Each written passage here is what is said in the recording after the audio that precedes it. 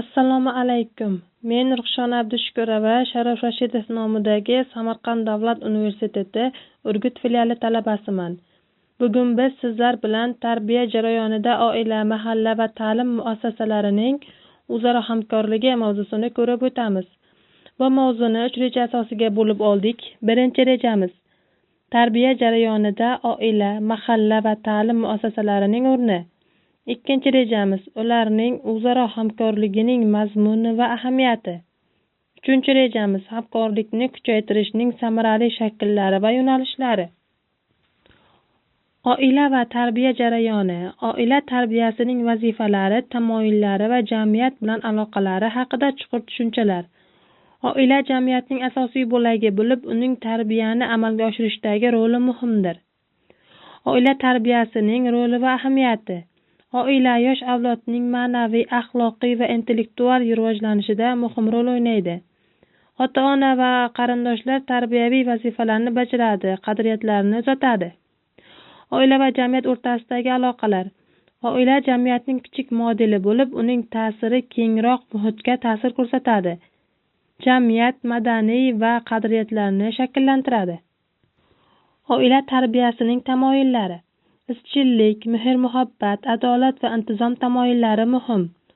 Ota-onalar vazifalari, mas'uliyat va axloqiy standartlarga amal qilishi zarur.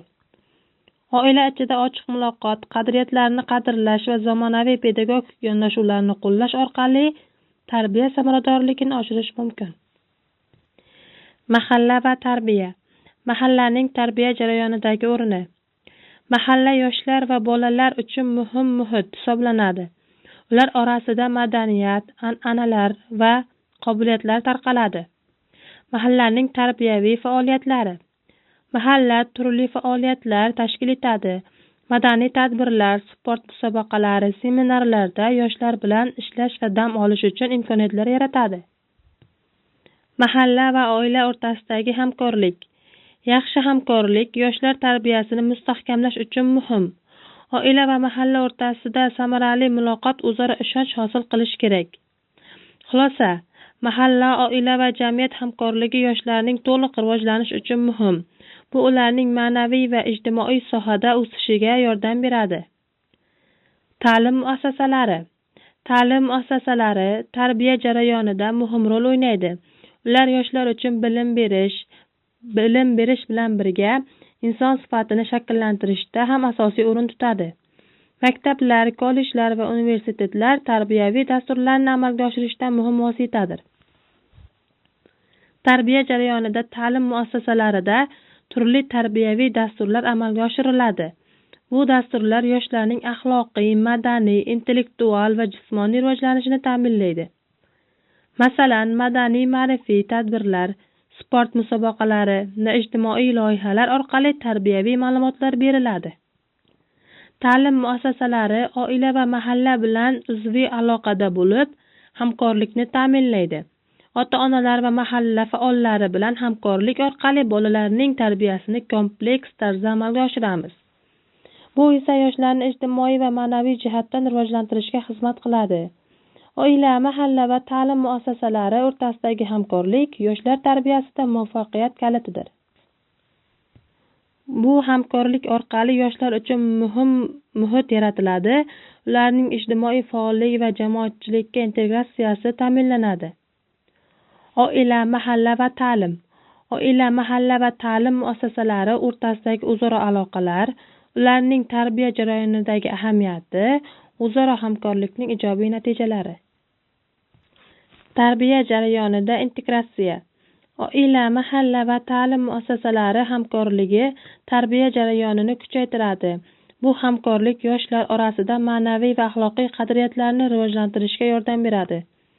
Birgalikda ishlash tarbiyaviy muhitni yaxshilab, yoshlarga moslashishda yordam berish va jamiyatda qatnashishni kuchaytiradi.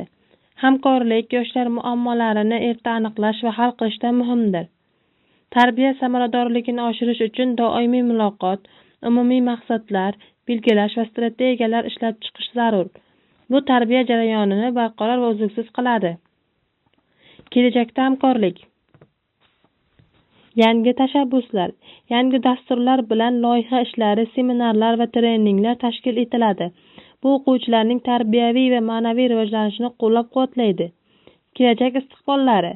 Oila, mahalla va ta'lim muassasalari o'rtasidagi hamkorlik kengayib, samarali dasturlar va tashabbuslar orqali rivojlanadi.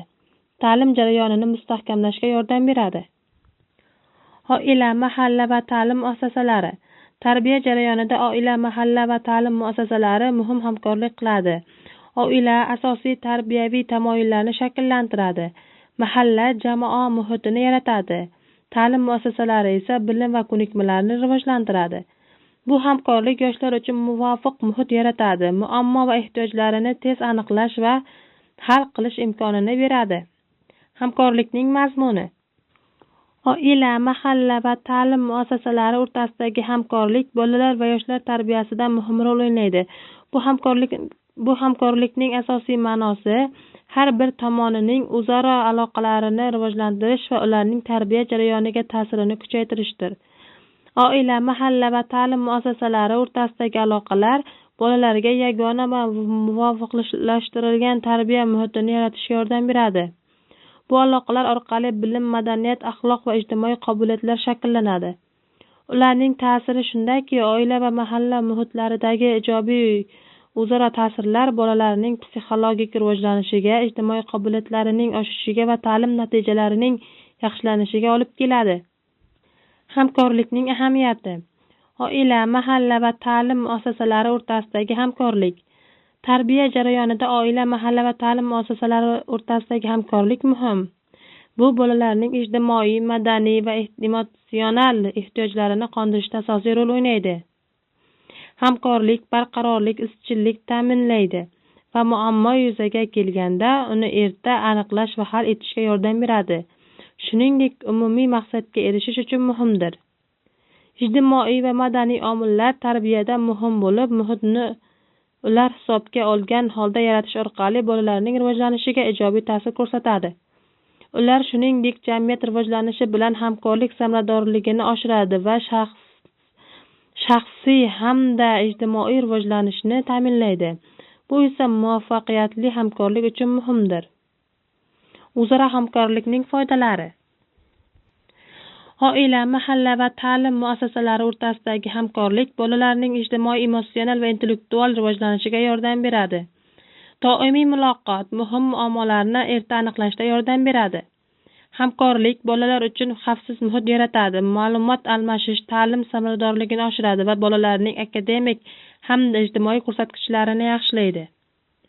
O'zaro hamkorlik jamiyatga moslashishni va fuqarolik madaniyatini rivojlantiradi. Bu yoshlar orasida mas'uliyatli shaxslar tarbiyalash uchun muhimdir. Hamkorlikni rivojlantirish yo'llari.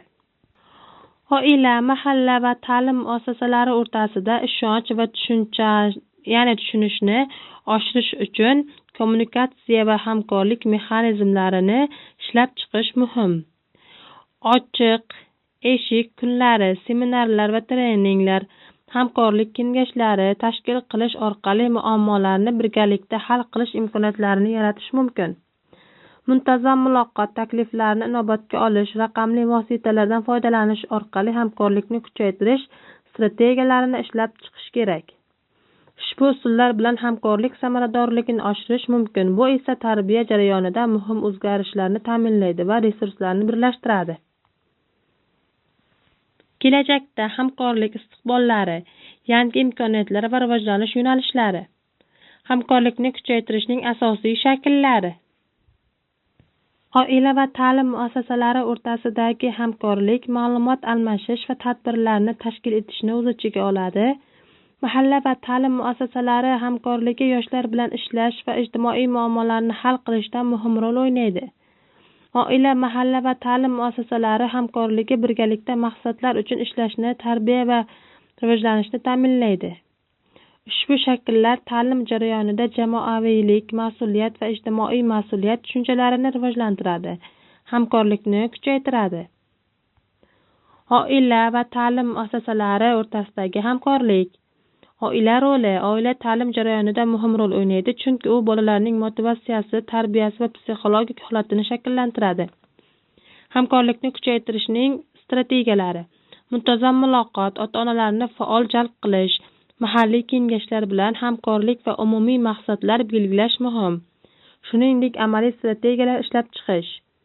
Aloqa usullari: oila va muassasalar o'rtasidagi aloqa uchrashuvlar, telefon, elektron pochta va onlayn platformalar orqali amalga oshiriladi.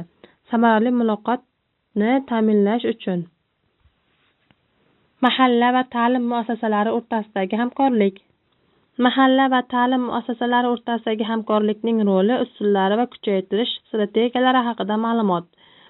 Mahalla yoshlar, oila va jamoat bilan yaqindan ishlash orqali ularning rivojlanishiga yordam beradi. Ma'lumot almashish, birgalikda tadbirlar o'tkazish, maslahatlar va loyiha hamkorligi muhim usullardir. Kelishuvlar, hamkorlik markazlari va maqsadli dasturlar orqali hamkorlikni mustahkamlash mumkin. Hamkorlik yoshlar va jamiyat rivojlanishi uchun muhim bo'lib, uni faol rivojlantirish zarur. Oila, mahalla va ta'lim muassasalari o'rtasidagi umumiy hamkorlik. Oila, mahalla va ta'lim o'rtasidagi hamkorlik jamiyat rivojlanishi uchun muhimdir. Bu yoshlar ma'naviy va ijtimoiy qobiliyatlarini oshiradi.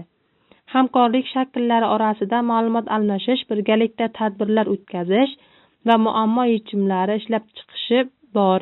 Bu samarali hamkorlik uchun asosdir. Hamkorlikni kuchaytirish uchun samarali aloqa tizimlari, doimiy muloqot va ishonchni mustahkamlash, shuningdek maxsus dasturlar ishlab chiqish muhimdir. Hamkorlikni kuchaytirishning innovatsion yondashuvlari. Innovatsion yondashuvlar va ta'limdagi roli. Innovatsion yondashuvlar ta'limda yangi metodlar va texnologiyalarni qo'llash orqali o'quvchilarning qiziqishini oshiradi va ta'lim sifatini yaxshilaydi. Masalan, raqamli platformalar va interaktiv metodlar yordamida hamkorlik qilish mumkin. Yangi texnologiyalarni joriy etish strategiyalari. Texnologiyalarni ta'lim muassasalariga integratsiya qilish, oila va mahalla faoliyatini qo'llab-quvvatlovchi dasturlarni ishlab chiqish va hamkorlikni rivojlantirish uchun treninglar o'tkazish muhimdir. Innovatsion hamkorlik misollari: onlayn konsultatsiya platformalar, mahalla va maktablar o'rtasidagi loyiha va tadbirlar o'tkazish, hamkorlikda ta'lim dasturlarini ishlab chiqish yoki yondashuvlar amalga oshirilmoqda. Kelajakda hamkorlikni rivojlantirish. Oila, mahalla va ta'lim muassasalari o'rtasidagi hamkorlikni kuchaytirish uchun istiqbollar, takliflar va muhim omillarni ko'rib chiqamiz. Yangi texnologiyalar va kommunikatsiya vositalaridan foydalanish hamkorlikni rivojlantirishda muhim omil bo'ladi. Umumiy maqsadlar: ishonch, hamkorlik madaniyatini rivojlantirish va treninglar orqali hamkorlikni mustahkamlash kerak. Ma'lumot almashish tizimlari, tenglik, ishtirokni ta'minlash va doimiy hamkorlik muvaffaqiyat uchun zarur. Yangi yondashuvlar, xalqaro tajriba va yoshlar bilan hamkorlikni kengaytirish kelajak uchun muhim. Endida biz xulosamizni aytib o'tadigan bo'lsak, oila, mahalla va ta'lim muassasalari hamkorligi yoshlarning barkamol tarbiyasida muhim rol o'ynaydi. Integratsiya, innovatsion yondashuvlar va strategiyalar orqali hamkorlikni rivojlantirish mumkin. Amaliy misollar va yangi imkoniyatlar yordamida yosh avlodning rivojlanishini ta'minlash muhim. Doimiy hamkorlik uchun jamoaviy harakatlar va strategiyalarni qo'llash zarur.